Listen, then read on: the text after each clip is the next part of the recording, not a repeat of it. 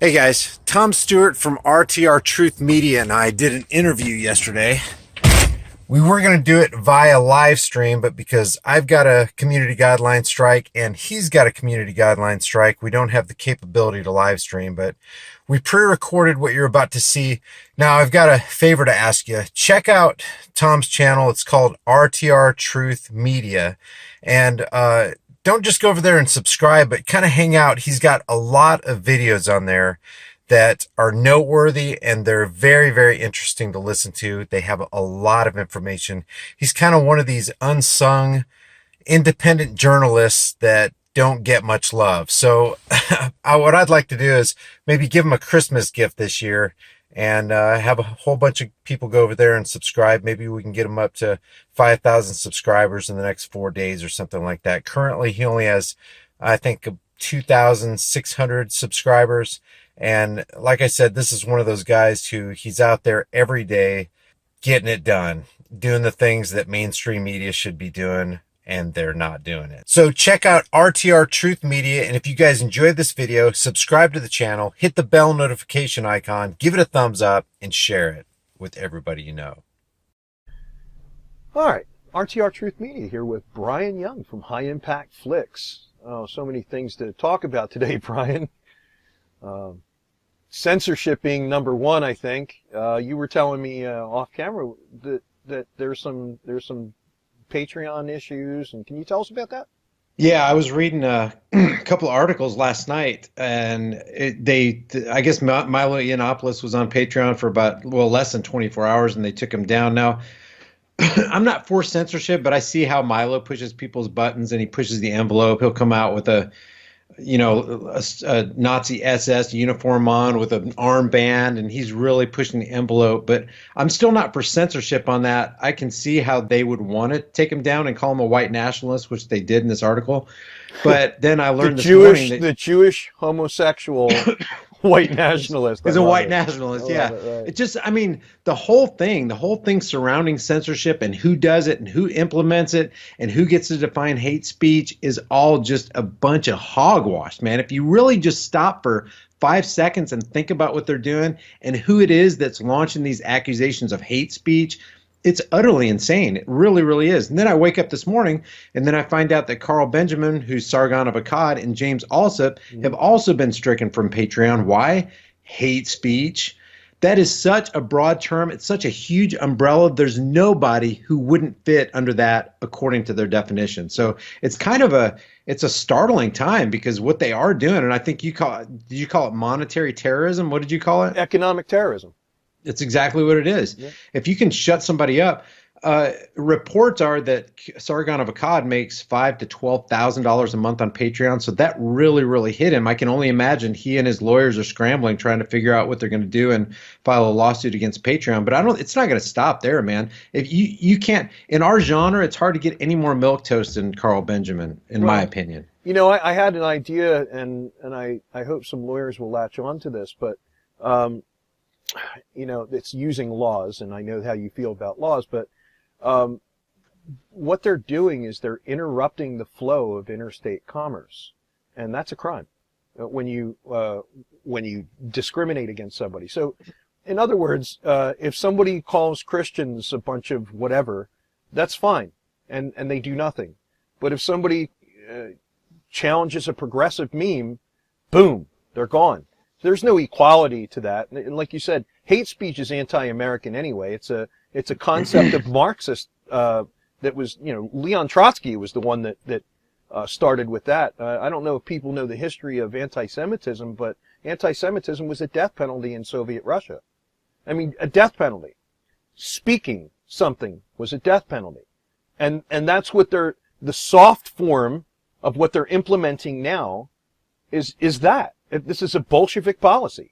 Well, let's say it is hate speech. Let's say somebody is out there. So what? Engaging in hate speech. What does that say when you want to silence it?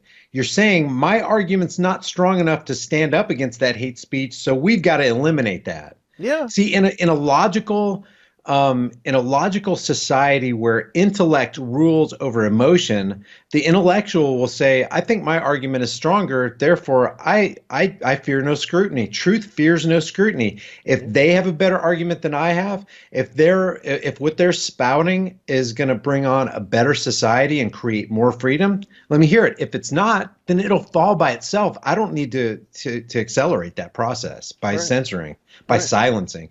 So think about this. Censorship is a fear-based response. It's like, oh my gosh, we can't let this get out. We can't let other people hear this. We can't let it metastasize. We can't tolerate. Get rid of it. It's just, it's fear. Yeah, and then they become the very brown shirts that they say that others are. That is a good point. That's exactly right. And it's the irony is so grave and so stark. You would have to. I don't know. It's just it's an incredibly that's a very good point. Yeah, well, Antifa is really I call them the fascists of Antifa. They'll shout people down. They'll pull fire alarms. They'll beat on doors. They'll bring a megaphone into a lecture. Anything to shut it down, and that's exactly how the brown shirts operated. I mean, back then they were a little bit more violent. But it's getting that way. They're becoming extremely violent. I think I just saw a video of a feminazi basically saying that if you say that, I'll punch you in the face. Well, let me tell you something, lady. You want to punch me in the face? I don't believe in hitting women. You can call me a traditionalist, but if you walk up to me and you nail me in the face, you're getting dropped. Something might happen. Something might happen. Yeah, you can. I mean, oh my God! Hey! The irony is pretty deep because I'm anti-fascist. Yeah, me too. I'm against fascism, but they are not. And I was talking to Adam Green yesterday in our live stream, and it's pretty interesting that all these policies and rules that the government makes, or these anti-fascists, or the names that they call themselves, are the exact opposite of what they truly claim. Like the Patriot Act.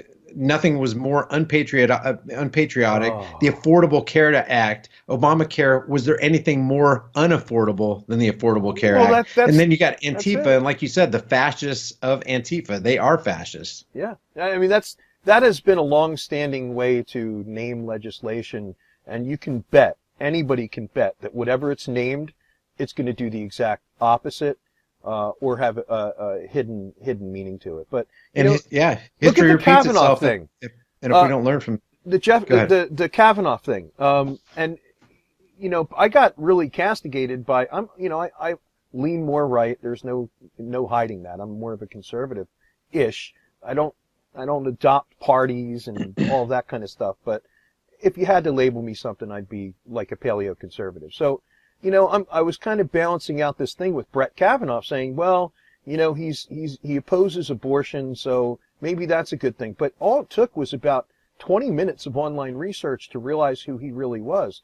So this whole thing with this allegation that was made against him, which was all false, I think was a ruse. I think they reached back into the playbook of what distracted people about Judge Clarence Thomas and the Monsanto thing. And just it was this big tabloid style show that they knew would go nowhere because they knew that there was no smoking gun or evidence, but nobody was talking about his involvement with the NDAA, the Patriot Act, the warrantless spying of American citizens via cell phones. Nobody was actually talking about the meat and potatoes of the issue. They were all, what did he do 30 years ago, 40 years ago in a college room that this girl doesn't remember how she got there, doesn't remember how she got home, doesn't remember who she was with, but she remembers that Brett Kavanaugh. It's just, bread and circus. And isn't that just the way of mainstream media? They're gonna focus on the gnat and strain out a camel, and that's just the way they operate. I put out a video just this morning about this supposed bickering between Chris Cuomo and Don Lemon on CNN, and Don Lemon's sitting there going, "Well, I wouldn't have shaken his hand." It's like, okay, but let's talk about the fact that these are mass murderers that have gotten away with burdening us with trillions, hundreds of Oh, trillions of dollars of transgenerational debt slavery, and you're going to talk about how you wouldn't shake Trump's hand. Right. This is utterly ridiculous. Talk about a smokescreen, talk about a deception, talk about dividing the American people on something that's so nonsensical you'd have to pay somebody to be more insane than they are. I love it when you take the mainstream media to the woodshed, dude. I really. You know what though? It's more like they take themselves to the woodshed, and Yeah. and nobody's seeing it. Like you pointed out, it's like this stuff is so completely obvious. All I'm doing is just playing some sound bites of their own words, which makes it completely ridiculous. No, it's obvious to us, Brian, and this is part of what I have. This actually leads me to a point about. All right, I don't believe in censorship, but we were talking about a couple of the things, like my recent video I re-uploaded of Adam Green's, that he had all of these sharing abilities. He kind of got what do they call that when they do that? Oh, the shadow banning? Yeah, they kind of. Limited state. Yeah, limited state. So Yeah. I take the same video, edit out the most extreme content that I think was, may have pushed it across the line, and I re-uploaded it with a different title just to see what would happen, and I get a strike, right?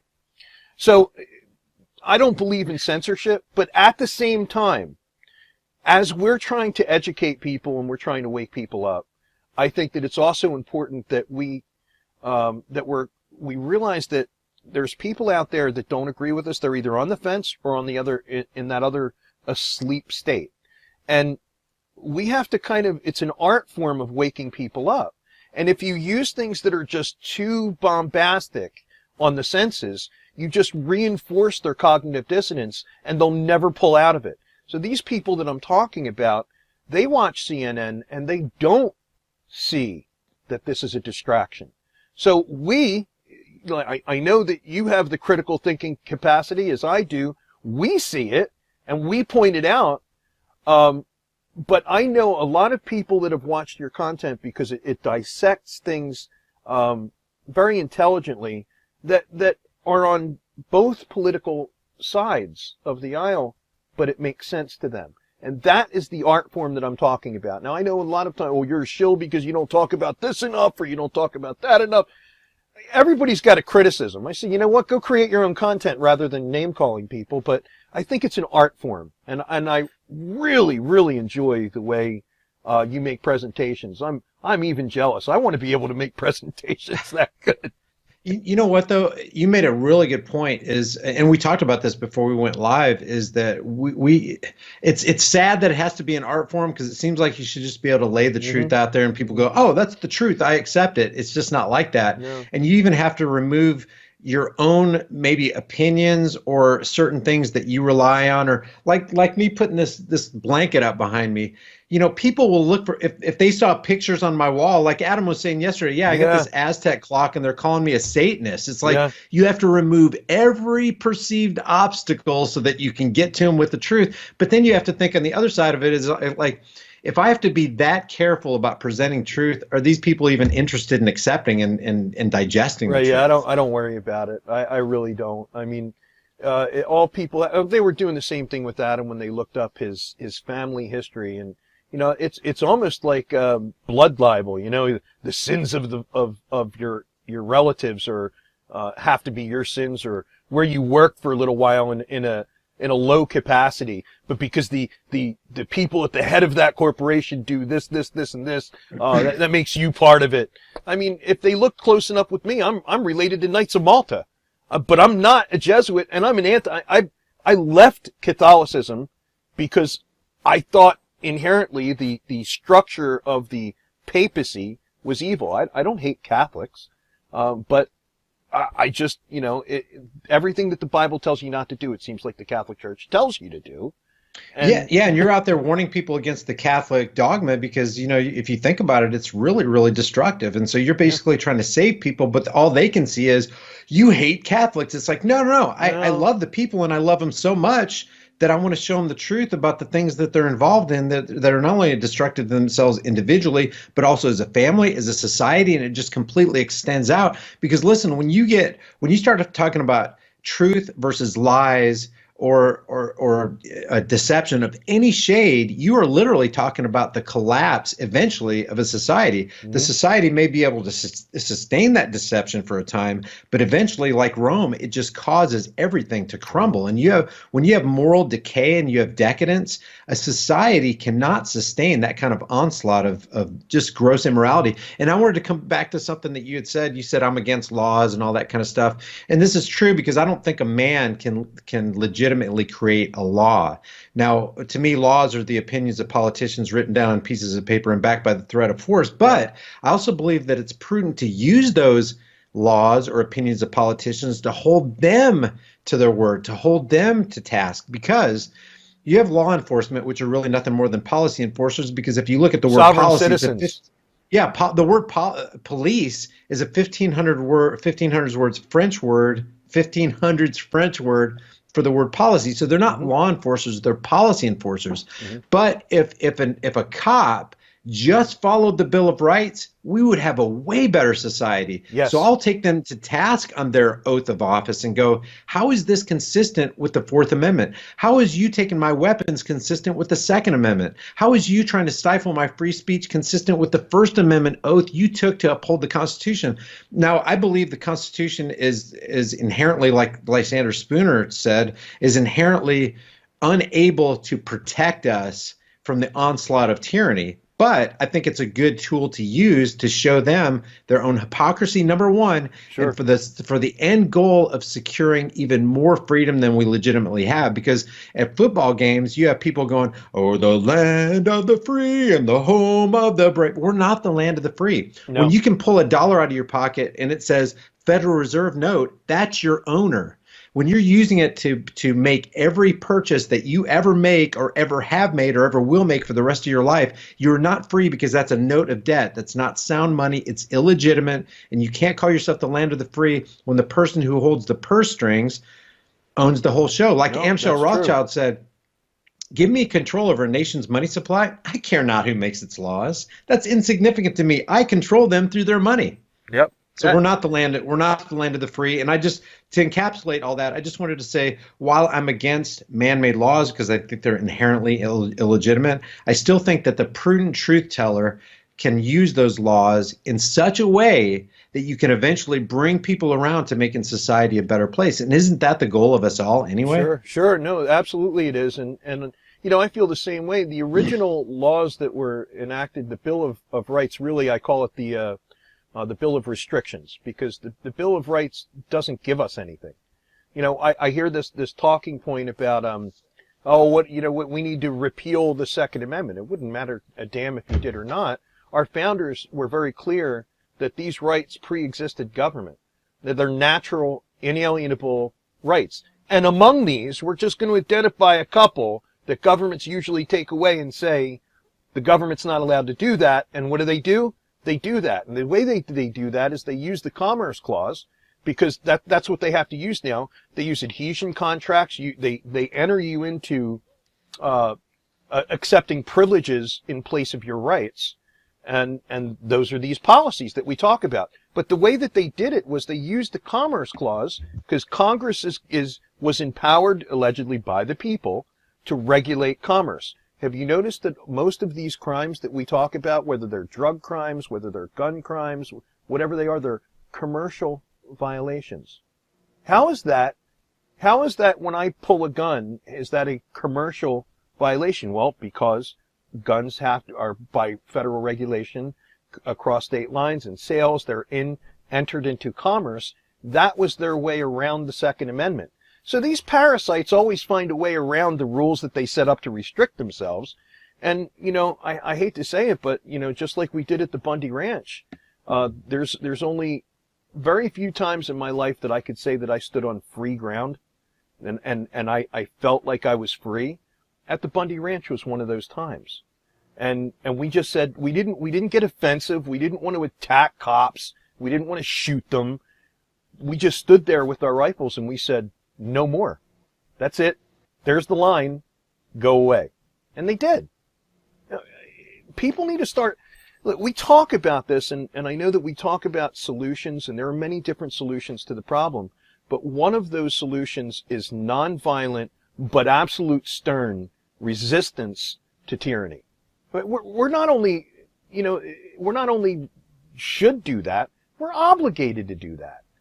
So, I don't know, I get frustrated with people that say, oh, what are you doing besides making videos? Well, I can tell you what I did. I ended up going up to Oregon too and losing a year of my life in that fiasco. But it's the point that I was trying to make is that you have to, if you believe that something is wrong, just saying, well, that's wrong, Facebook. Well, that's wrong, Twitter. It's just not enough. Yeah, and there needs to be unity. If we don't stand together, we will definitely fall. It's more than a cliche. United we stand, divided we fall. It's a truism. And as far as the Bundy Ranch thing, what's you're saying what caused you to feel like you were on more free ground than any place you'd ever been is because there was that unity and you guys were all standing against the tyranny that was launched against you? Yeah, that ground that we stood on was we basically invalidated 14th Amendment jurisdiction, U.S. jurisdiction, and said, you know what? No mas. Not happening. And that's exactly what needs to happen. Mass invalidation of tyrannical approaches. Yeah.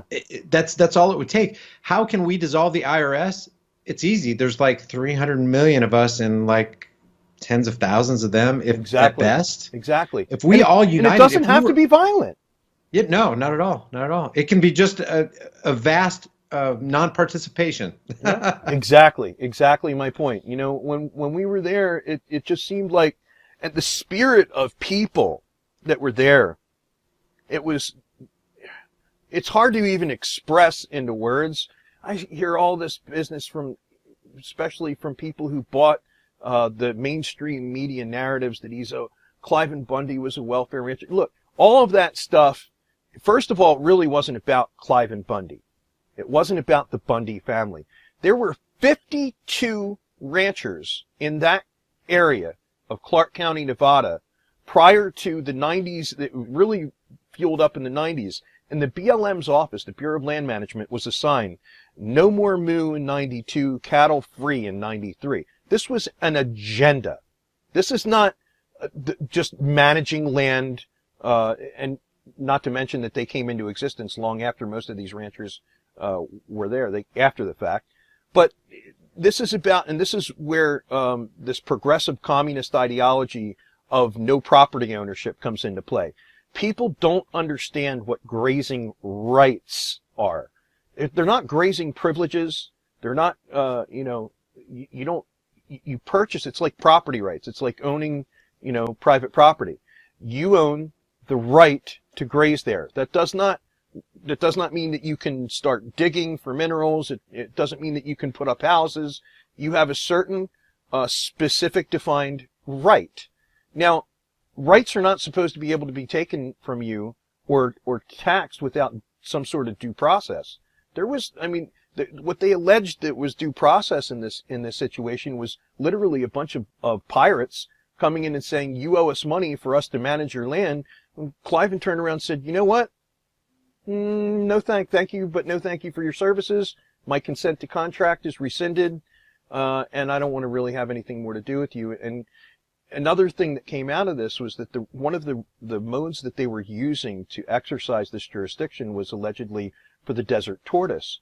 Well, it was later found out that it was Cliven Bundy's redirection of the water from the river that made this whole side of along the river lush and green. In the middle of the desert, you had this like oasis of greenery for the cattle to eat. Well, it was attracting the turtles and giving them a habitat.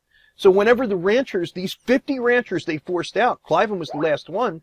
So these 50 ranchers they forced out, what they were finding was that these species, they were becoming endangered because as the ranchers left, so did they. So it was it's again, the government purporting to be about something that's supposed to be good, but absolute bald-faced liars. They had a $2 million facility to try and breed these tortoises. They had to euthanize them all because they all got a disease.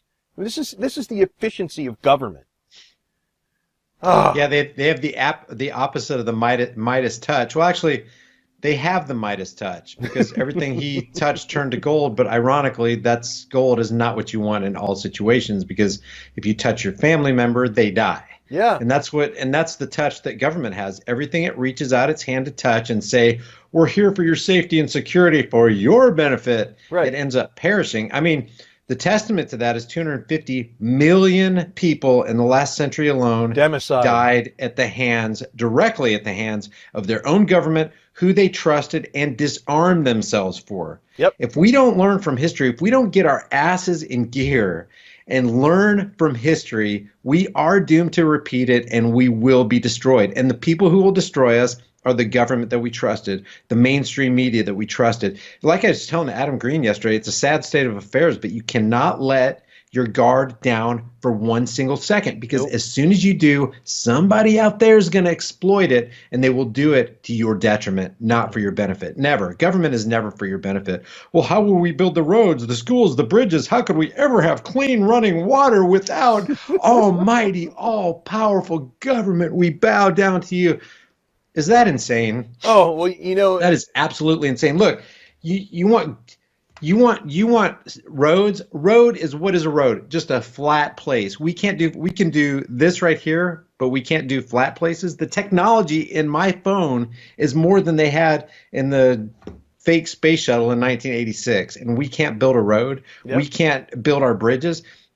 You should see the roads in Oklahoma. They do a pitiful job on them. I'm always swerving around huge potholes that are just waiting to damage your vehicle, and we can't do better than that with the private market. With free enterprise. We can. We absolutely can. And part of the problem is who we have making these decisions, of course. But let's take Vermont real quick for an example. I kind of grew up half the time going back and forth between New Jersey and Vermont. One of the really cool things about Vermont is that all of the roads that aren't, like, if it's not a highway or a main street in a major town, they're dirt roads. And instead of having asphalt and concrete and this huge apparatus of upkeep, and they have graders. And when the roads start getting a little rough, they send the grader in. And let me tell you something, dude. I rode around Vermont on my Harley. You would think dirt roads, people hear that and they're like, oh, we can't have dirt roads. Let me tell you something. I could burn rubber on those roads with my Harley. I never slipped. The bike never went out from under me. People, unless you actually live in that type of environment, it was awesome. I mean, to get to my cottage, I had to take miles of dirt road, but it's packed down solid dirt roads, and the cost is just so much less. In the wintertime, they have plows on their own vehicles. So everybody that leaves plows a little bit on their way out and makes it easier. It's a completely different mindset. Yeah, I have a theory on the who will build the roads question when people try to vie for or stand on the side of government, and that is, who says we would even need roads? With the technology that's been suppressed by government. Oh yeah. Here's an example. Back in the 90s or maybe the early 2000s, somebody put out a video. It was called "Who Killed the Electric Car?" Have you ever seen that? Yes. It was about this car called the EV1 that GM produced. Now, I call GM Government Motors. It's called General Motors. Yeah, it is. The EV1 could produce 300 miles on a 1-hour charge. Well, they never sold the vehicle to anybody. Everybody who actually had it and drove it, and I can't remember how many there were on the road, but they were all leased. Well, one day, General Motors recalled every lease. They picked them up on car haulers, took them to the Mojave Desert, dug a big hole, crushed them, sunk them into the desert. Why? Because it was threatening the oil cartels. Right. I saw this video the other day, and I may put a clip of it on a video that I do this week. But there's this car that folds up and folds out into a legitimate working aircraft. So when I hear people say, who will build the roads, who says we would even need fossil fuels? But, who says we would even need roads? I hear you on that. But, the other side of it is that who would build the roads? Well, if you have a business district and everybody wants people to come to their companies, you also have the incentive for the free market to say, hey, we want people to be able to get to us easier. So there's a wide variety of answers and solutions to this problem, including futuristic. And the answers and solutions are usually less expensive and more effective. Because when you put Yes. government involved, you lose your efficiency, you lose your effectiveness, and you waste a whole bunch of money. Yes. And for people not to see that, we are the internet age. We're the technology age. I used to, when I was a kid, if I wanted to go research something, I had to go to the library and I had to go to find, figure out how to use the Dewey Decimal System and find my book and open the book and learn it. We've got everything we have the world's libraries on this little thing right there. Yeah. And tell me, with the knowledge that we have and how exponentially it's increased, how are we still stuck on the left versus right paradigm? I want that person in office so that he can rule me, and I don't care if you don't like him or not. I want him to rule you too. How are we still stuck in that? It's literal insanity. We keep doing the same things over and over, expecting a different result, and that result will never happen because we keep stuck on stupid, Yeah, well, it's the combination of corporate fascism, of course, institute. If you look at the Rockefellers have to be the single most evil entity on the planet.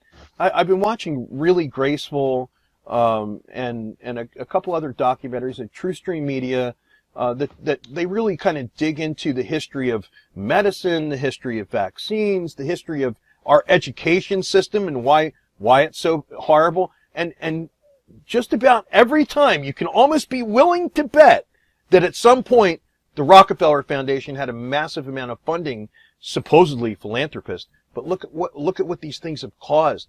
A true free market, the one thing that you do need, and this is where I kind of get stuck with government, but they don't do it, right? But government exists to preserve and protect the rights of the people, period. If they're doing anything more than doing that, it's illegitimate. As far as I'm concerned, I withdraw my consent, want nothing to do with it. But if it were that the government said, okay, these vaccines, well, we're going to fund some studies, but what do they always do? The special interests come in, these political parasites are bought and sold, and there you go. You know what would have ended all of that? The original 13th Amendment.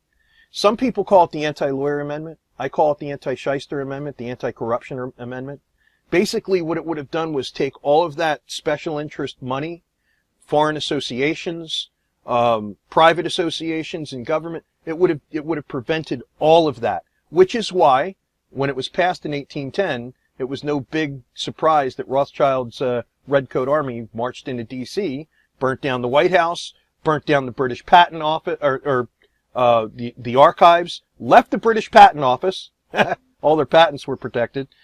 And you never heard any more of it. We've gone state to state and found this in state archives as passed as part of the Virginia Annotated Code in 1810.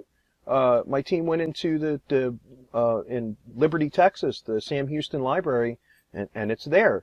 And there was a congresswoman, they called her a nutcase, and Trimble, she's not a nutcase. She found it in her state archives in New Hampshire. And she convened a panel of people to present evidence of it. And what did they do? Well, we're going to vote to recognize this or not. No, it was already passed. You don't need a vote to recognize something that was already passed. You just uncovered a crime. It may be an old crime, but you just uncovered a crime, which there was a cover-up. But all of these political parasites, most of them lawyers, oh no, we don't need that. What people don't understand, that original 13th Amendment, this is what it was about. The Constitution prevents titles of nobility and special gifts and grants to politicians and stuff like that, but there's no penalty provision. So you can have a law with no penalty provision. There's no way to enforce it. What the 13th Amendment did is if you do these things, you lose your citizenship and you can't be a sitting politician. You can't be in government. So there was the penalty provision. Anything good, they piss on. Anything that will end the corruption, those powered, moneyed, and corporations, special interests, line up, and they just block it. And that's what we've seen so many times. Even us, when we're born, we're securitized. That's what the whole birth certificate thing is. We hear the thing about the straw man and all that other stuff. The real truth of the matter is that we're securitized. That's what that's all about. That all came into being after the Federal Reserve. Why do you need an ownership certificate for a human being? Whose certificate is it for real? When you start asking these questions, the answers are disturbing. In schools, when people take their kids to school, you're required to take your kid to school. Do the people realize that you don't have to sign a thing? You know, like, I try and tell parents that they want to complain about the school policies and the technology and the Wi-Fi and all these other things that are assaulting the senses of the kids. I said, don't sign and agree to anything. When you walk in there, they give you this paperwork that's this thick, and you just sign it. Most people don't even read it. Most people couldn't tell you what a CAFR was. Your listeners in the audience, they wanted me to mention the CAFRs, which are the Chief Annual Financial Reports. How many parents have read the CAFRs and know what this money is being spent on, where it's going, and the sub-corporations behind these school boards? How many people know that the assets that the school boards refer to, that they're sitting as trustees in, are the children, not the buildings? It's collectivism, and it's insane. Yeah, and that's I want to go back to what you first started saying about, you know, you said the legitimate reason for the existence of government. I just want to let me clarify my position on that, and I think we disagree. But here's the point of our disagreement, and I think we can civilly disagree on this.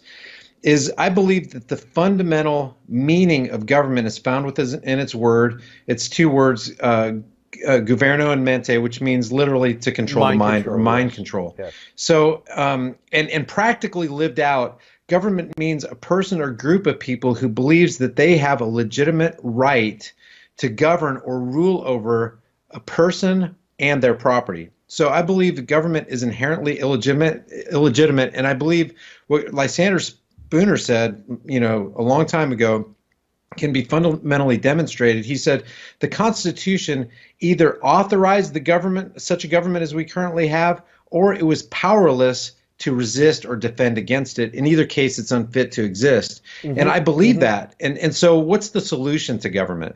The solution to government, number one, the first thing that needs to happen is decentralization. We can't have a federal overarching government, over, you know, these overseers who look over all the land and create the laws, and the little people must obey or they'll be punished. And number two, in that decentralization, there's nothing.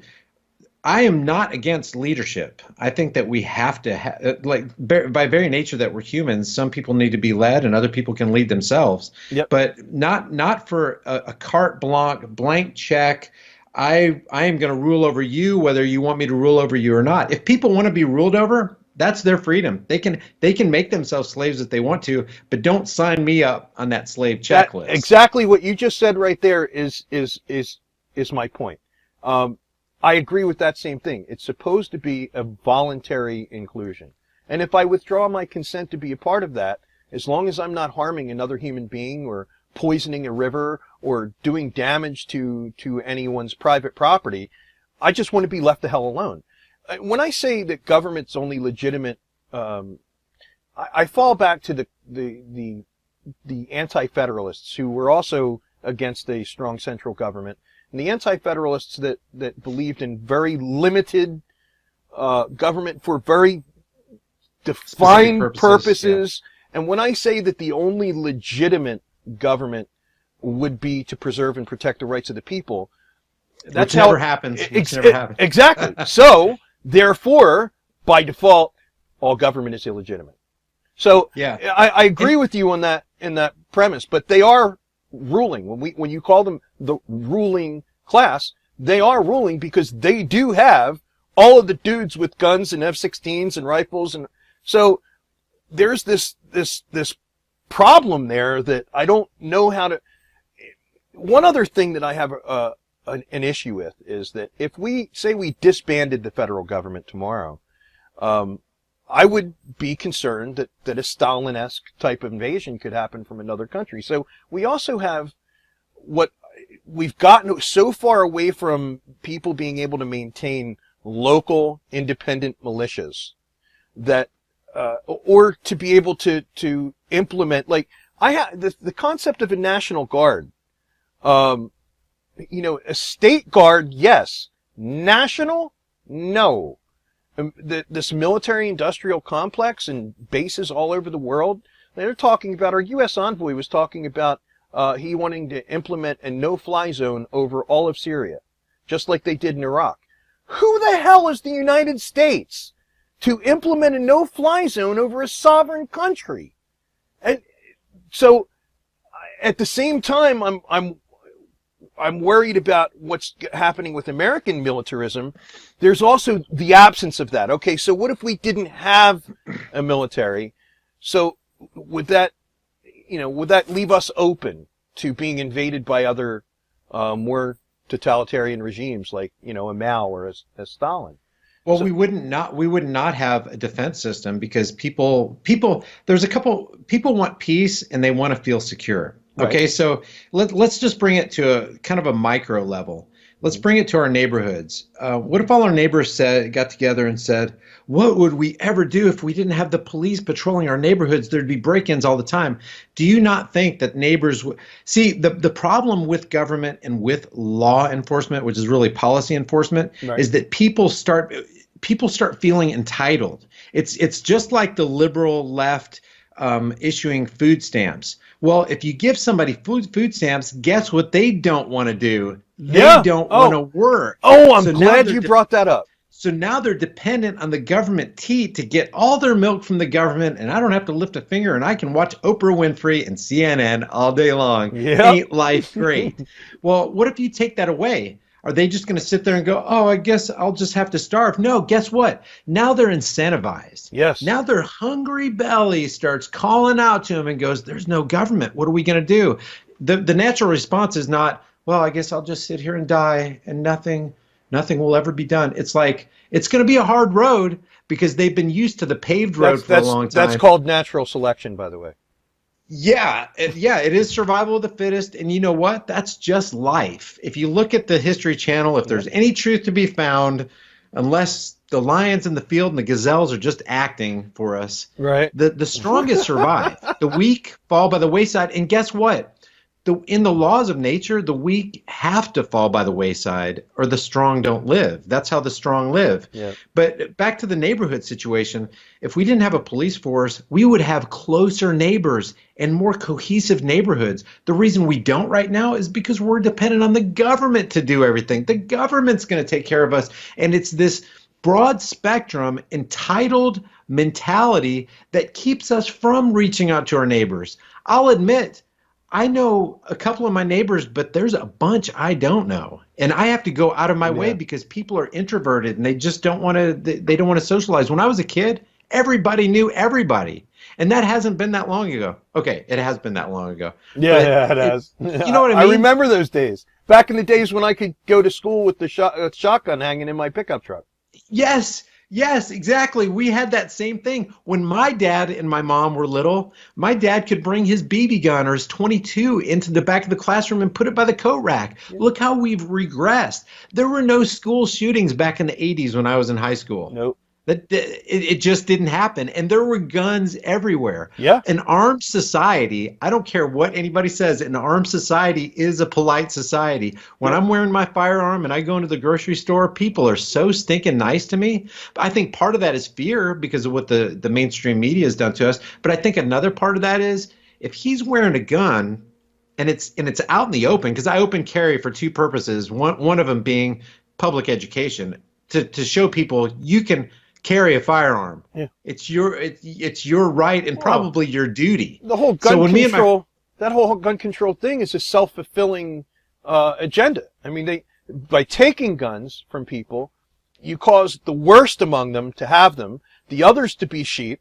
Then the violence actually raises, and then they say, "See, there's more violence." Like, well, yeah, look at Detroit, Chicago, Philadelphia. Take the guns from people, you're going to have gangsters running the streets with guns because they don't care. They don't care about those laws.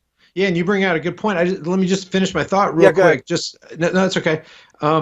People feel safe and they feel, like there's this calm in this armed society is a polite society thing. Mm-hmm. And it's not, and it's almost like it's not fake, it's not manufactured. So to your point, yeah, when the law abiders, I hate the term law abiders because that basically means you're bowing at the feet of a politician and obeying everything that they said. But the law abiders are the ones in a gun-free zone that become the victim. So it's not a gun-free zone. It's a victim it's a criminal empowerment zone, Mm-hmm. and it's a victim slaughter zone, because the people who truly get empowered, even in life, the people who are empowered are the ones who disobey the laws. So a criminal doesn't obey the law in a gun-free zone, and guess who gets killed? It's not the criminal. I mean, Yeah. you want to Yeah. create a safe working environment for a criminal? Create a gun-free zone, and Yep. there's where all your murders happens.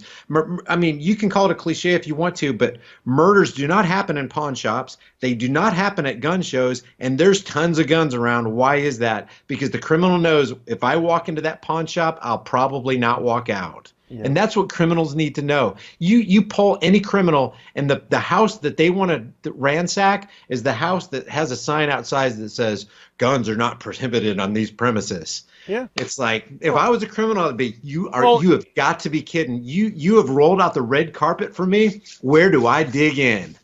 Well, when my wife and I have gone to places and tried telling people, especially in these more conservative groups, and we always try and go there just to fracture some minds and tell some truth. There was some sheriffs that were running and some constables. And I do, with the system that we have now, I far prefer an elected sheriff than I do these municipal police departments, because at least there's somebody that's somewhat accountable to a process, at least. So Yeah. But there was yeah. Okay, yeah, go ahead. yeah. There's one Go of ahead. these meetings, and one of the candidates was saying, "Well, we're going to do this to protect you. We're going to do that to protect you." My wife stood up and she said, "Excuse me, but why are you lying to all of these people?" And this is a real conservative crowd. Everybody was like gasping, like, "What are you talking about?" She said, "Well, the Supreme Court has already declared that you have no duty nor obligation to protect us. So why are you sitting there lying to everybody? Unless you're actually running on a platform that you want to restore the values that our republic was founded upon." Is this something you're saying you actually said to this guy? Yes, absolutely. Did you record this? That's classic. Yeah, it was recorded. It was on my main channel that got terminated. Oh shoot! I Do think- you have the file? I have an archive with like 1,100 videos. I might be able to find it. Man, I will. re-upload that. I would love to see his response, and I would love to get my audience to take a look at that, because I would like to see the outcome of that. Okay. Yeah, and it was he actually stopped for a moment and he said, wait a minute, because there were people that were getting upset with her. And he's like, "Wait a minute, what she just said is true." I mean, they even get caught up in their own rhetoric. Right? But when you smash them in the face with some truth, with not violence, but truth, it even makes them go, "Well, wait a second." Now, the only candidate that was running in this jurisdiction was Carl Pittman. This was in Texas. He said he wanted to, if he was elected, he wanted to open a constitutional academy. He wanted to teach his deputies what their real, true role by the Constitution was. And this was, I tell you what, there does come along some folks that run for positions in government that really do want to, what I call, back this truck up out of the mud. Right? Ron Paul, yeah. Right. So when we come across these people, for lack of a better, it's the only time that I'll support people in government is when I come across these people, like Ryan Bundy when he was running for governor. He actually really knows what the real republic is. He knows that there are, by the way, several United States in law. People don't understand that concept. There is more than one United States. There's the corporate creation, 1871. So it goes back. I don't know if your audience knows this, but maybe this is a good time to share it with them. You know, in 1868, 11 states delegates were forced out of the ratification process of the 14th Amendment at gunpoint. You know, the president at the time, Andrew Johnson, gave 2 separate veto addresses on the 14th Amendment, not about equality, slavery, or anything like that. He said this will create a de facto government in one veto address. The other veto address, he says, this will make the law itself unlawful. And what he meant by that was it created literally a huge central planning jurisdiction. People, when they see laws, they have to read them like the parasites that write them. If they don't understand them the way that they were written, all they hear or see is the touchy, feel-good stuff in it. But what the 14th Amendment did was created U.S. citizenship It brought all of our feet into a 10-mile square rather than into the sovereign state republics we were told were supposed to exist. That separation, that 10th Amendment also, that so that you could, if one state was doing things the way you didn't like it, you could go to another state and the state, so you get the point. Professor Thomas Woods even said that 2 representatives in one state were kidnapped and forcefully brought and made to sit so that they could meet a quorum to pass the thing. So this is an example. Some people call it the Communist Amendment or the Red Amendment. Bruce Ray Riggs and myself, we've been standing on all of these agencies, Brian, the ATF, the FBI, the BLM, all of these agencies, all of these federal agencies have power in your state because of the 14th Amendment, the jurisdiction that was created by that amendment. That's a fact. Talking about the 2 Americas of the 2 United States, just to give you some, just to give your listeners some documentation on that, just look up Title 28, 3002, 15A says that the United States means, and this is a quote, a federal corporation. So if you think the United States of America or America is the land of the free, you've definitely got another thing coming if you just follow what their own word says. Yeah. And let me just go back to the sheriff thing. I disagree with you to the extent on the sheriff thing. I know what you're saying. If the sheriff is relegated to just a peace officer and not a policy enforcement agent, I agree with you. Yes. Because in a community, and I did a short video on this. You know how, did you like Andy Griffith when you were a kid? I loved it. I thought it was great. That was the beginning of the end, though.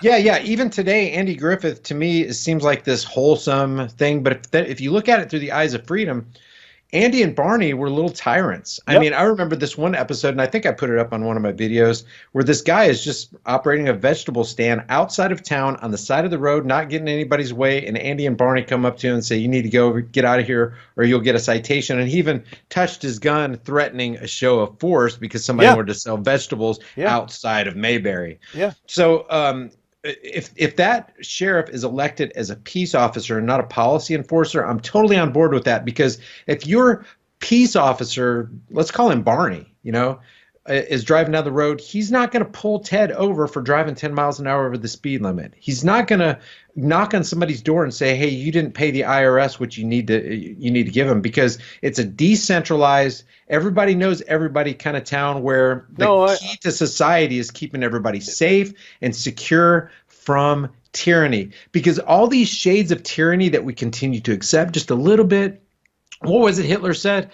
Take their rights away by 1,000 tiny, imperceptible, whatever he said. Mm-hmm. That's how you lead them in. It's the boiling the frog slowly in the water. You don't turn the heat up all at once. You take just a little bit of their freedom here, a little there, a little there. Agree. Pretty soon they wake up one morning and it's like, oh my God, it's not Barney the peace officer anymore. It's Don, the law enforcement officer. Let me give you a better example of what I'm talking about so that you understand where I'm coming from. There's a sheriff in Elkhart, Indiana, Brad Rogers, right? So the local Amish man, and this happened in another state, by the way. I'm going to give you a comparison of what happened. An Amish man was producing raw milk, and here come federal government, FDA, come marching in, and demand to inspect and demand to do all these things. And everybody who purchases his product knows where it comes from. They're all free to come to the farm. They can see it for themselves. There is literally no place for government involved in this. So they start bullying this guy and threatening him. He picks up the phone and he calls Sheriff Rogers. Sheriff Rogers comes down and he says, what are you guys doing here? This guy he's not bothering anybody. He's not hurting anybody. I drink his milk.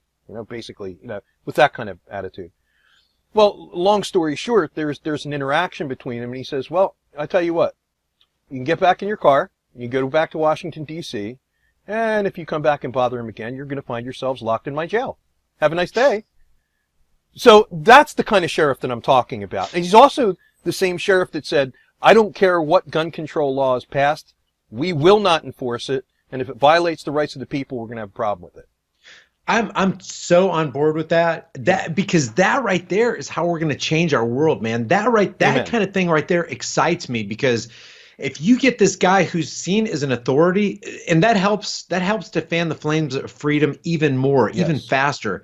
Yes. You get this guy, this sheriff who cares about his people. He doesn't care about generating revenue for the police department. He doesn't care about he doesn't want to take people's freedoms away. He wants to secure people. He wants to create this relationship. Yep. And you got all the town. How could all the townspeople not be on board with that sheriff? Right. So now you get the FBI coming behind him, and guess what? They're not just going to be confronting the sheriff and his jail. There's going to be a whole bunch of townspeople, deputized town people behind him, backing that sheriff. And what is the FBI going to do when the cameras come in? Are they going to open fire on all those people like over at Bundy Ranch? Yep. You had all these people standing their ground going, this far and no more. We are not going to take any more of your crap. That's right. And what happened? They backed down, right? They had to. I mean, well, they didn't have to, but they could have had a bloodbath on TV. They did that a couple times, and they're still paying the price for Waco and Ruby Ridge. Yeah, and I'm glad you brought up Waco, because the Branch Davidians, I don't know really what they were all about. I could tell you real quickly. Well, I'm just saying their religious beliefs. Right, they're religious, but I want to start with this because I always see this. This morning I saw this and I had to correct it. Oh, even though it was a cult, it's not okay to kill them. It's okay to believe both of these things. Okay. All right. Well, I knew that it would probably fit some people's definition of a cult. They were Seventh-day Adventist and very, very on fire. They believed. Were they militant? every word. No. As a matter of fact, this is what it was, and this is part of the meme that a lot of people, it's out there that people kind of buy into. What it was that they decided to go and get a huge piece of property, and they had a bunch of houses in different places on the property. They had a central building, they had a church, they had a swimming pool. And we're talking about the property on Waco, right? Right. It's like it was a community. They call it, the government titled it a compound, and ever since it's been known as the Branch Davidian compound, because that sounds more sinister. But the truth of the matter is, and I was there, it really is just like they decided to have their own community. People left, went down into town, worked. David Koresh left every day, went jogged down into town and back. They could have literally picked, if they really had an argument, which the first argument was, and this is how it developed. This is really important to tell people so they know. There was a pastor who wanted to take over. He was kind of nuts. They asked him to leave. So this pastor goes to New York, or to Los Angeles, and he starts making these allegations to these reporters who are just rabid for anti-Christian stories. And he starts making up all these rumors about Koresh and having sex with a 90-year-old woman, getting a 70-year-old woman pregnant. There's all kinds of crazy rumors. So basically the government had, I don't know whether it was somebody at the FBI or somebody in the administration, the Clinton administration said, well, here's a perfect opportunity because here's a group of people who are all collecting guns. Well, the fact of the matter is, this is Texas. Nothing they did was unlawful. And this wasn't a compound. And even if it was, it wouldn't have been against the law. Each one of these families, like you have your wife and your kids, you have your guns. Well, each one of these family components had their own guns. So the ATF tried making an allegation saying that they had illegal, fully automatic, and I think the word they used was arsenal, which makes it even more sense. Right. All these sinister words, right? So, people say he was a cult member and this or that. Well, they believed that at some point the New World Order, the government was going to become so big, so tyrannical, and they were going to come down and basically and try and kill Christians. Well, the government manifested that reality. They fulfilled that prophecy. They did. They fulfilled the prophecy. They were, and not for anything, as a Christian, I kind of believe that, look at the history of every government in the world. I look at the Bible as kind of like the compiled, the compilation of wisdom, of history repeating itself. And again, I can't really disagree with anything that they had to say. I mean, they were a bit extreme with their studies and all of that, but it wasn't a cult in the way that people have made it. Like Jim Jones, people didn't leave Guyana except his core little soldiers, right? They were there and they lived. That was a cult. This was a religious society that lived on a huge piece of property. So I just wanted to clarify that because it's constantly out in the mainstream media how this was some kind of programmed cult, and it's just not that. That wasn't the case. Yeah, and let's say it was a program cult. Was anybody getting hurt? Did No. anybody come forward saying I was sexually abused by David Koresh or anything? I haven't heard any reports. Three different state agencies investigated those claims in Texas and found them to be baseless, but yet the ATF still wanted to use that to smear him in the public. And they just allowed the lies. This is another part of government, the propaganda that is. First of all, if you're a government official and you engage in propaganda and it's found that whatever it is that you professed to socially engineer the public is untrue and you had a mass effect, as far as I'm concerned, you should be lined up against the wall and shot. That's my own personal opinion. The point that I wanted to real quickly make, and I appreciate you giving me the backdrop of that, of the Branch Davidians, but the point was with your sheriff, the sheriff in Elkhart, Indiana, you said? Yep. What if we all took that mentality that sheriff has about, send the message to Washington that if your guys come back, they're going to be sitting in my jail cell. What if that mentality was stretched out over the spectrum to the extent that when the thing was going down with the Branch Davidians, 5,000 people, 2,000 people got together, went to that property, stood around it, and goes, no, what did they do? Where's the proof that they've done anything wrong? Well, if there is no proof, then you guys need to back off. One more word about this sheriff that I'm telling you about. He came to the Bundy Ranch and stood right by our side in his uniform. Makes me want to do a video on it. What's his name again? Sheriff Brad Rogers. Okay. I'll send maybe drop that in the link. I will. I will. And this is what I told Sheriff Rogers because of his positions on these things. That's the kind of guy that makes me want to be a better man. Have you ever interviewed him? Yeah, I've interviewed him. Of course, it's on the old channel that was terminated, but And you should dig those up too. I'm serious. Please don't forget those two videos. I won't. I want to see those, and I will promote them because that is the core of what I even have a channel for. Yep. Is making this world a better place by taking a stand for individual liberties, period. Yes. Do to others, which I was telling Adam yesterday, I don't have, there's no secret formula. I don't have an agenda. Well, I do. My agenda is do to others what you would want done to you. Conversely, don't do to others what you wouldn't want done to you. Boom, you automatically have a better world. Yep. If just 10% of this 330 million people in the United States lived that out, we would have a different place because we would not tolerate unsound money. We could not tolerate Zionist bankers. We would not tolerate the military or prison industrial complexes. We'd kick out the drug war. We would do so many things. Probably the core of what we do is just go, okay, we're going to tolerate this for right now. Let's just stick with the Bill of Rights. Let's just stick with the Bill of Rights and let's start from there and just start dismantling the federal government for one. Yep. Because we've created such a nightmare for ourselves that you can't just it's almost like cancer grows in your body and you can't just take the whole thing and just rip it out if it's attached to your lung or your heart. You know what I mean? Yeah. Man. There have to be steps and segments taken. Yep. And I get excited when you talk about stuff like or anybody talks about stuff that actually involves grassroots. I'm here for you as an individual. Yes. I don't care what the color of your skin is. I don't care what race is or a religious background. You're an individual. I'm an individual. We're in this together. And it may be a tired old analogy, but if there were 100 of us sitting on a desert island, there may be a government that forms, but you know what first and foremost is? Number one, how are we going to eat and drink because we got to survive? And how the heck are we going to get off this island? And if we don't work together, we are surely doomed. Yep,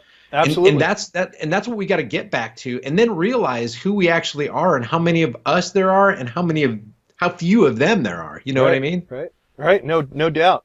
This is another example of this, and I'm not saying that everything was perfect in Elkhart, Indiana, according to the way you and I view things. I mean, I'm sure that there were things that were being enforced, like, other victimless crimes, but not on the one thing about Sheriff Rogers was he really didn't want to bother people that weren't bothering other people. So that was kind of, his mentality to it. But also in Oregon is Sheriff Palmer.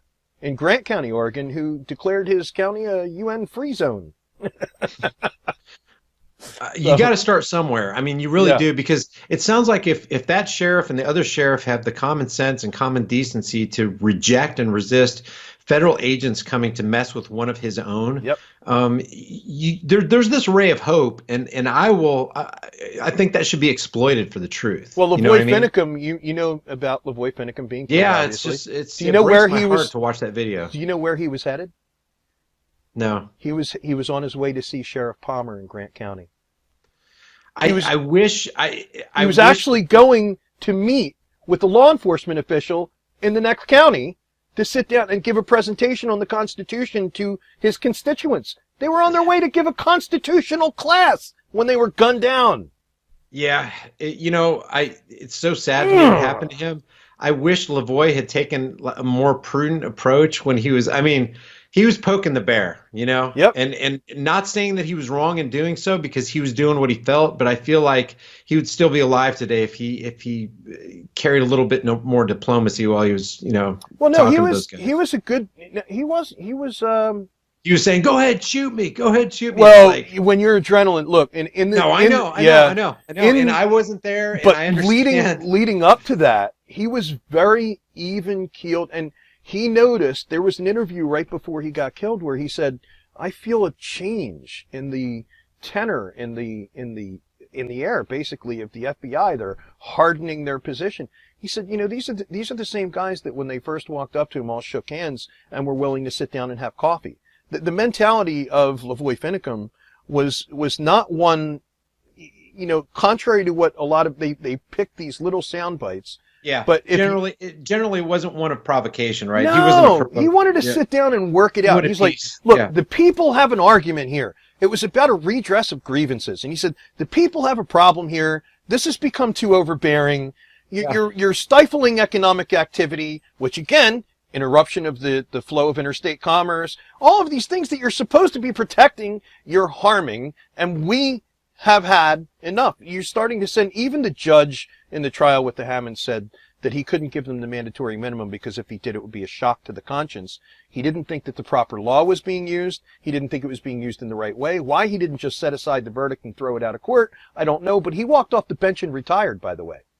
I mean, you have federal agencies that have judges and people that are working for it that basically have walked away from the federal, which is the worst thing that they could do, I think, in a way, is leave these, they're the only, voices of sanity among them. But it seems like now what these federal agencies do is it keeps the worst and all of the best leave. And then at the end of the day, we have far more of this authoritarian-minded, communistic, one of the folks, Lark from Texas calls it, and accurately, communitarianism. And it's basically the fusion of corporate fascism and communism fused together. Some people call it the third way, or it's very similar to Fabian socialism. That's what we have now in this country. And it all started with, and by the way, your video on Abraham Lincoln, and I used a piece of that that you did in one of my videos to make a point. It all started in 1861. And that's when we went off the rails. And I'm not pro-slavery. For anybody that might jump in there and try and call me a white supremacist, we were not perfect, right? We had a way to go in a lot of areas. But if we look behind at who was driving these agendas, they all lead back to the same places. Slavery in and of itself. Who owned the ships? Who owned the auction houses? You and I kind of both know that. I'm going to kind of keep it low tune on that angle. But for folks out there, look at the ship's manifest and look who owned them. All right, these weren't Irish, poor Irish folk from the hills of Tennessee. These are not. All of these people in the South didn't rise up to fight back against the Union so a bunch of rich guys could keep some slaves and economically terrorize them. Right? So that's been the meme that's been pushed down our throat. But what was the war really about? It was about independence. The same reason that the founders declared independence from Great Britain, because they were really just looking to subjugate them. And that's exactly what Abraham Lincoln did, that tyrant. And that's exactly what the 14th Amendment did, that was going to come after, that came into the wake of the Civil War. And ever since then, I mean, look at what happened. 1868, the 14th Amendment. Then we had the Act of 1871 that created the corporation in D.C. Then we had the Federal Reserve Act, and it was like a step. These were steps in the process of taking down the Republic. Period. Mm-hmm. And here we are. So, yeah. Well, yeah, and I just want to clarify with Lavoy Finicum. I mean, he in no way did anything that deserved anything close to what the feds did to him. I know that's not what he meant at all. And I think that he, in his heart, he's just a freedom-loving, just leave me alone, let me be at peace kind of guy. And it just boiled up in him. And he's like, screw you guys. You know, what are you trying? Shoot, go ahead. Shoot me right now. So, well, I wish I have a theory. My only wish was that for him to use more diplomacy was that maybe if he did, he'd still be alive. But then, you know, and then you think about other things like Daniel Shaver, who had his hands up in the hallway of that La Quinta Inn. That's right. And the Arizona police still shot him. So it's like, damned if you do, damned if you don't. At least when Lavoy went out, you knew what the guy was thinking. You know, he wasn't holding it back. He died on his feet, not on his knees. And I tell exactly, you what. Yeah. Exactly. Yeah. And nobody wants to die. I mean, I don't want to die, but if I'm going to, that's the way I want to go. You know, I don't want to be some coward quivering in a corner because some federal agent told me I'm back on my taxes, $2,000 to the IRS, and you better bow down and submit. I don't want to go out like that. I just think, I love what you're doing, man, and I really appreciate your channel. And you mentioned TruthStream Media and Really Graceful. If you guys who are watching this video have not checked them out, you really should. They do a fantastic job of highlighting what's really going on in this world. Yeah. And not just them, Adam Green's channel, your channel, Tom. You know, there's just so many people out there doing some good stuff. It really it makes me mad and breaks my heart at the same time that there is all this Patreon, YouTube, Twitter, Facebook banning censorship, mumbo jumbo garbage. It's an information war. Yeah, and it's completely selective, man. Why is if Twitter, hey Jack Dorsey, if things are so bad and you're so against hate speech, why the heck is Louis Farrakhan still on your platform? Do I want Louis Farrakhan censored? Do I want him eliminated and taken off of social media platforms? Absolutely not, because I think logic, love, and true basic human compassion far outweigh that guy's rhetoric. Yes. But let him talk. Yes. Let him dig his own hole. See, That's the thing about censorship, is it keeps the bad people from digging their own hole. It casts a shadow of darkness on it, so you can't see that hole, because guess what? They're going to keep digging that hole whether they're censored or not. And so when things go underground, guess what tends to happen? It becomes more and more and more powerful. That's why they call it. It's so funny how the government says up is down, down is up, black is white, white is black, day is night, night is day. You call it the black market. Mm-hmm. The black market is the government market. The so-called black market is the truly free market where people are voluntarily exchanging things. Now, does corruption happen? Do they trade hearts and lungs and body parts and trade kids for slavery in the black market? Yeah, but guess what? I would rather have dangerous freedom than peaceful slavery, and that is not a cliche. No. I want dangerous freedom, because freedom is dangerous. People will do stupid stuff. I've been in management. And I'm the kind of manager where I train you what the company wants you to do, and then I give you all this autonomy.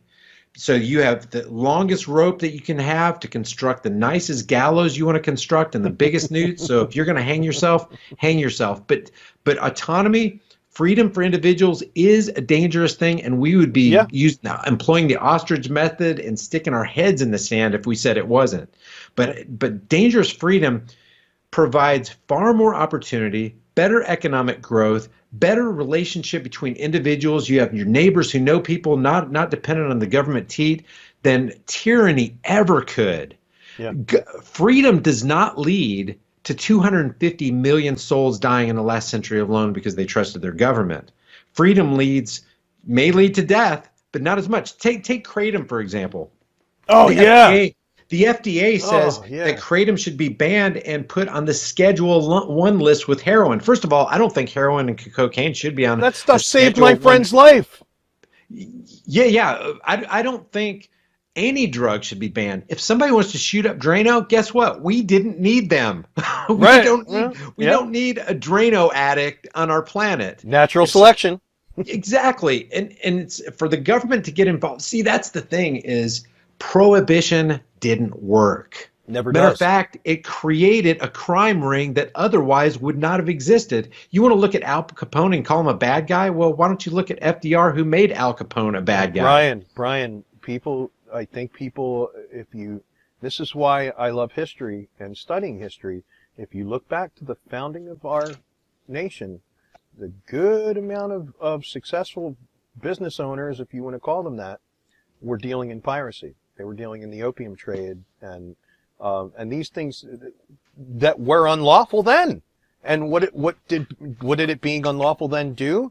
Drove up the price. It makes it more profitable for those, especially you have like who was the cop that I talked to, Mike Rupert, in Los Angeles, who blew the lid off of the CIA, running drugs into Los Angeles, into the inner city neighborhood. So it's really great when you create a law that prohibits something so that you can capitalize on it. And the only agencies that really mainly traffic it into the country are given a free pass because they're, again, government. It's just, Yeah, and that highlights the fact that a man-made law, or the opinions of politicians written on paper backed by the threat of force, serves two purposes and two purposes only. One, it propagates tyranny and takes away freedom from individuals, and two, it generates revenue for the state. Yes. And you cannot have a powerful state if you do not have a revenue generation scheme. Yes. Hey, man, I've got to take off. I just realized the time. I got no, I know. You and I could probably talk for hours. Hey, I really appreciate this. I want to do it again. Please don't forget those two videos that we talked about. I'm going to search for them. They're in my archive. Oh, that'd be so awesome. And I appreciate everybody who tuned in listening to this. I appreciate your time. This has been great. I really appreciate it. Yes, sir. Can you do me hold on a second. I'm going to go off camera now. Guys, thanks for watching. I create at least one new video every day. If you get something out of this content and you want to be alerted when I upload new material, subscribe to High Impact Vlogs, hit the bell notification icon, give it a thumbs up, and share it with everybody you know. Because the specter of censorship and termination looms over channels like mine, be sure to subscribe to my free private email list through my website, highimpactflix.com. And if you think it's worth helping the cause of truth here on this channel, you can support my work on Patreon or PayPal, or you can grab a hard-hitting shirt from the most politically incorrect shirt store on the planet. There are over 100 kick-ass designs, and I'm adding new ones every week. All these links are in the description and in the pinned comment. Remember, don't just believe anything and keep questioning everything. I'll see you guys in the next heavily censored video.